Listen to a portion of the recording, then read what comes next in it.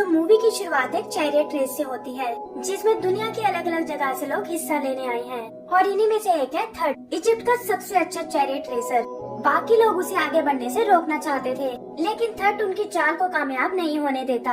वो इस रेस को जीत चुका था कि तभी एक टायर निकलने से उसका एक्सीडेंट हो जाता है। आगे हम कारनाबी नाम के एक आर्कियोलॉजिस्ट को देखते हैं जिसने अभी अभी एक नई खोज की है और वो है प्रिंसेस नेफर का खोया हुआ टूम। अंदर उन्हें एक कॉफिन नजर आता है जो उनके हिसाब से प्रिंसेस नेफर का है, लेकिन उसके अंदर उन्हें कोई मम्मी नहीं मिलती। कारनाबी को ये थोड़ा अजीब लगता है कि मम्मी इस तरह गायब नहीं हो सकती और तभी उसे कॉफिन पर लिखी वो एंशिएंट लैंग्वेज दिखाई देती है। वो देखते हैं कि इस पर तो किसी ब्रिज के बारे में लिखा है जो इंसानों की दुनिया को मम्मीज की दुनिया से जोड़ता है।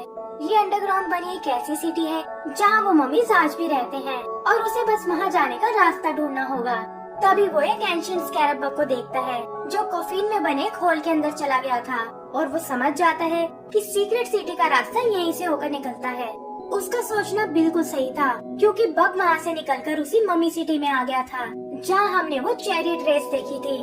ये थर्ड एक स्टोर में अपने फैंस को ऑटोग्राफ दे रहा था और पता चलता है कि उसने चैरियट रेसिंग से रिटायरमेंट ले ली है ताकि दूसरों को भी चैंपियन बनने का मौका मिल सके। यही एक फैन उसे शादी के लिए प्रपोज करती है, लेकिन थर्ड ये कहकर मना कर देता है कि वो शादी करने में बिल्कुल इंटरेस्टेड नहीं है और अपनी लाइफ अकेले एंजॉय करना चाहता है। उसका एक छोटा भाई है सिकिम जो चाहता है कि थर्ड चैरियट रेसिंग में वापस आ जाए, लेकिन थर्ड कुछ सोचकर मना कर देता है कि अब मैं पहले वाला चैंपियन नहीं बन सकता। आगे वो मार्केट से कुछ खाना लेने जाता है, लेकिन रोड क्रॉस करते वक्त एक चैरियट अचानक से उसके सामने आ जाती है जिसे एक लड़की चला रही थी। वो दोनों आपस में बहस करने लगते हैं और वो लड़की उसे बुरा भला बोलकर निकल जाती है। पता चलता है कि ये लड़की यहाँ की प्रिंसेस नेफर है जो अपनी इस बोरिंग होटल लाइफ से परेशान हो चुकी है और चाहती है कि लाइफ में कुछ नया होना चाहिए। नेफर को सिंगिंग करने का बहुत शौक है, लेकिन अपने पिता के डर के कारण वो अपनी फीलिंग्स को एक्सप्रेस नहीं कर पाती। तभी रॉयल मेडन आकर उसे तैयार होने को बोलती है और कहती है कि किंग आज तुमसे एक खास बात करने वाले हैं। असल में किंग उसकी शादी करना चाहता था और उसके लिए एक अच्छा हस्बैंड ढूंढने की जिम्मेदारी थी फिनिक्स पक्षी की, जिसे खुद प्यार की देवी हाथोर गाइड करती है। नेफर भी शादी के बिल्कुल खिलाफ थी, लेकिन किंग उसकी एक नहीं सुनता और कहता है कि मेरा डिसीजन बिल्कुल फाइनल है। वो उसे फिनिक्स पर यकीन रखने को बोलता है कि वो तुम्हारे लिए बहुत अच्छा हस्बैंड ढूंढेगा। आगे हम उन्हें पैलेस के मेन हॉल में देखते हैं जहाँ रॉयल प्रीस्ट फिनिक्स को समन करता है और वो नेफर के लिए पार्टनर ढूंढने सिटी की ओर चला जाता है। यही सिकिम अपने पेट क्रोकोडाइल के साथ खेल रहा था कि तभी गलती से उसका बूमरैंग फिनिक्स को जा लगता है, जिससे वो क्रैश होकर उन्हीं के घर आ गिरा था। उधर प्रीस्ट को लगा कि फिनिक्स ने जानबूझकर उस घर को चुना है और उसके सोल्जर थर्ड को उठाकर पैलेस में ले आते हैं। किंग उसे पहचान गया था कि तुम तो हमारे चैरियट रेसिंग चैंपियन हो, लेकिन नेफर इस बात से बिल्कुल खुश नहीं थी कि फिनिक्स ने उसके लिए चैरियट चलाने वाले को चुना है। तब प्रीस्ट थर्ड को सारी बात बताता है कि कैसे 7 दिनों में तुम्हारे और प्रिंसेस की शादी होने वाली है। थर्ड ये सुनकर चौंक जाता है और देखता है कि ये तो वही एरोगेंट लड़की है जिससे उस दिन उसकी टक्कर हुई थी। वो इस मुसीबत में नहीं पड़ना चाहता था, लेकिन प्रीस्ट उसे वार्न करता है कि मना करने पर हम तुम्हारी जुबान और आंखें दोनों निकाल लेंगे। थर्ड के पास उनकी बात मानने के अलावा और कोई चारा नहीं था। फिर प्रीस्ट उसे एक रिंग लाकर देता है और कहता है कि शादी होने तक तुम्हें इसे प्रोटेक्ट करके रखना होगा, वरना पनिशमेंट तो तुम जानते ही हो। किंग थर्ड और नेफर को अकेले छोड़ने को बोलता है ताकि वो एक दूसरे से जान पहचान बढ़ा सके, लेकिन जल्दी ही वो समझ जाते हैं कि वो दोनों ही इस शादी से बिल्कुल खुश नहीं है, पर अब वो इससे बचने के लिए कुछ नहीं कर सकते थे। सिकिम इस बात से बहुत खुश था कि अब उन्हें पैलेस में रहने को मिलेगा, लेकिन थर्ड को तो फिलहाल उस रिंग की चिंता थी। वो और सिकिम उसे लेकर एक सीक्रेट जगह पर जाते हैं जहाँ थर्ड ने अपनी ट्रॉफीज रखी हुई थी और वो उस रिंग को एक कैबिनेट में रख देता है। उनके जाते ही दीवार से एक रोबोट निकल कर आता है जो कि असल में कारनाबी नाम के उस आर्कियोलॉजिस्ट ने भेजा था और वहाँ वो रॉयल रिंग उनके हाथ लग जाती है। रोबोट वहाँ से निकलने के लिए ब्लास्ट करता है जिसकी आवाज थर्ड और नेफर ने भी सुन ली थी और नेफर उसे उस सीक्रेट जगह की ओर भागते हुए देखती है। थर्ड देखता है कि वो रिंग वहाँ से गायब हो चुकी है और ये देखकर वो बहुत डर जाता है। तभी उसकी नजर उस हॉल पर पड़ती है और वो समझ जाते हैं कि ये जरूर इंसानों का काम है। सिकिम उसे गार्ड्स को बुलाने को बोलता है, लेकिन थर्ड इस बात को लीक नहीं करना चाहता था और खुद ऊपर जाकर उस रिंग को ढूंढने की सोचता है। वो सब उस हॉल से निकलकर ऊपर टूम में आते हैं, जहाँ सिक्किम की नजर एक स्पॉटलाइट पर पड़ती है। लेकिन थट उसे उससे दूर रहने को बोलता है, क्योंकि व्हाइट लाइट उनके असली चेहरे को सबके सामने ले आएगी। टूम से निकलकर वो बाहर आते हैं और देखते हैं कि इंसानों की दुनिया तो बहुत खूबसूरत है।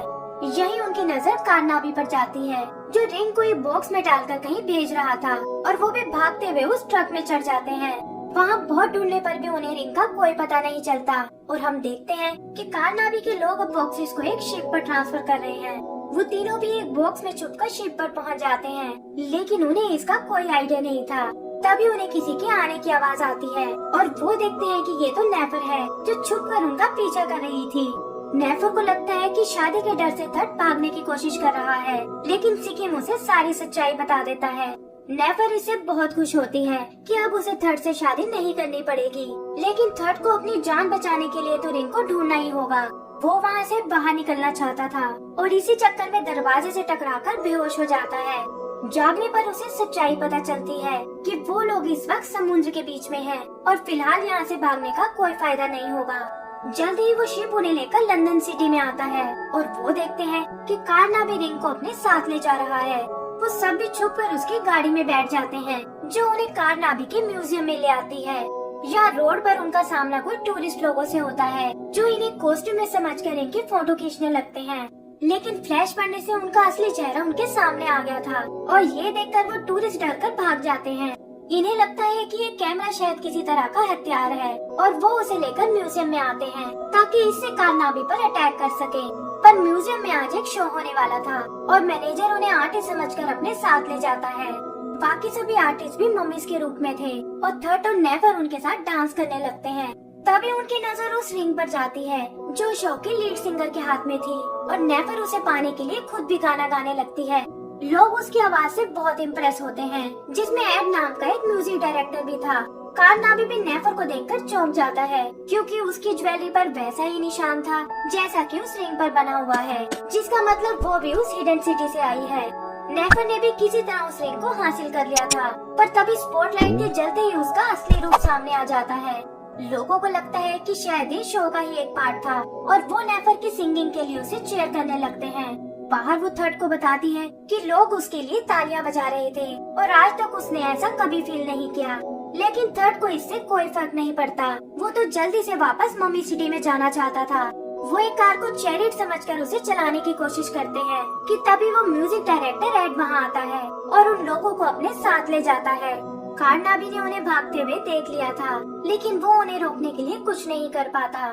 यही एड नेफर की बहुत तारीफ करता है। वो कहता है कि मैंने एक नया गाना लिखा है, और चाहता हूँ कि तुम उसे अपनी आवाज में गाओ।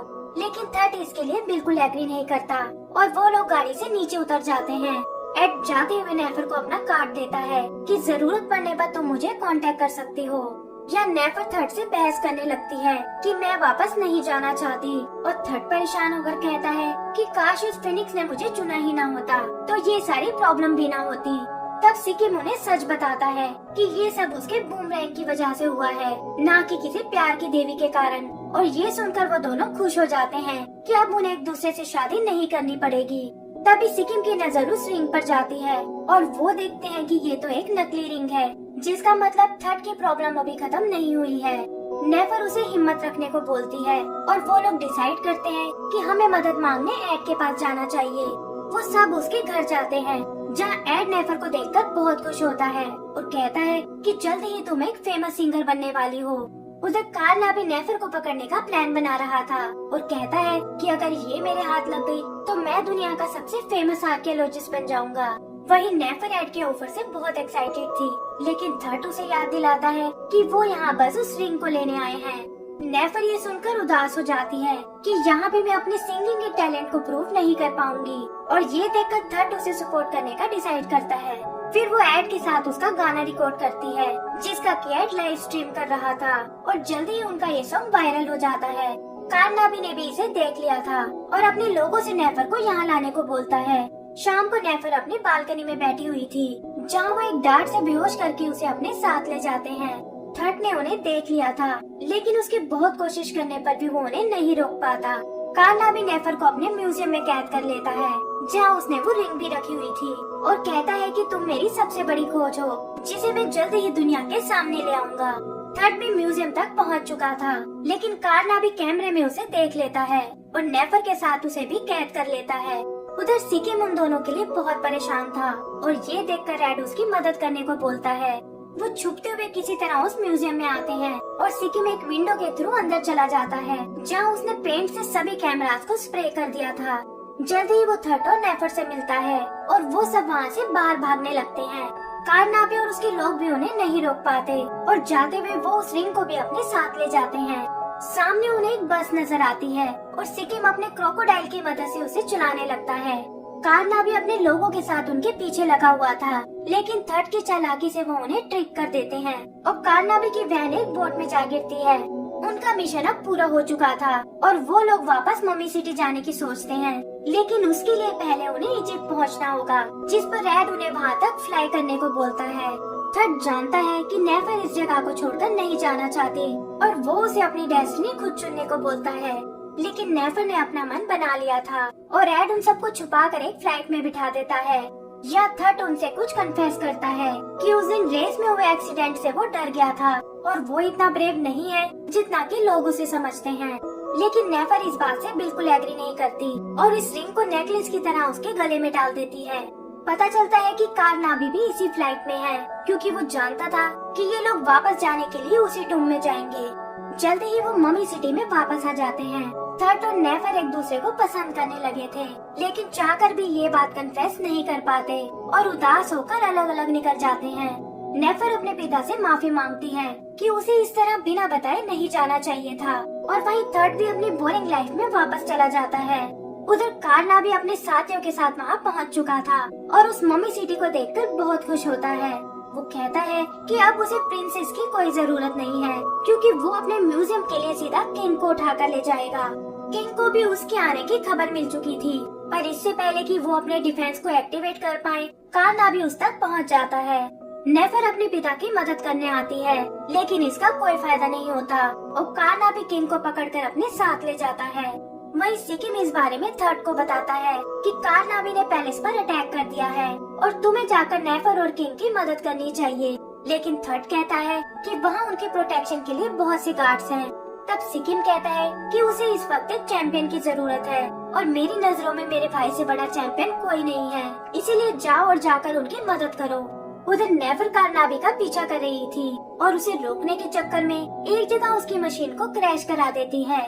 इससे वो रोड पर आ गिरी थी और कारनाबी ने कुछ नहीं निकाला था, लेकिन तभी थर्ड आकर उसे बचा लेता है और वो लोग चैरियट से उसका पीछा करने लगते हैं।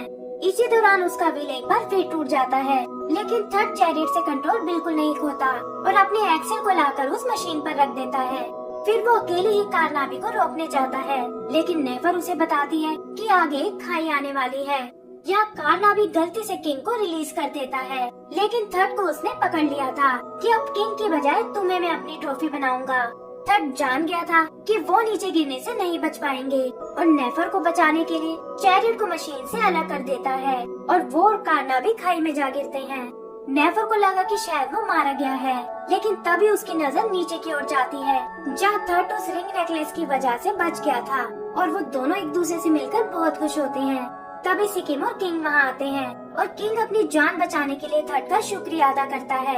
फिर थर्ड वो रिंग लेकर नेफर को पहनाता है और उसे शादी के लिए प्रपोज करता है, जिस पर नेफर उसे हाँ कर देती है। एंड सीन में हम उनकी शादी होते हुए देखते हैं, जहाँ नेफर सबको अपना गाना सुनाती है। किंग भी उसकी आवाज सुनकर बहुत इम्प्रेस होता है और इसी के साथ हमारी ये मूवी खत्म हो जाती है।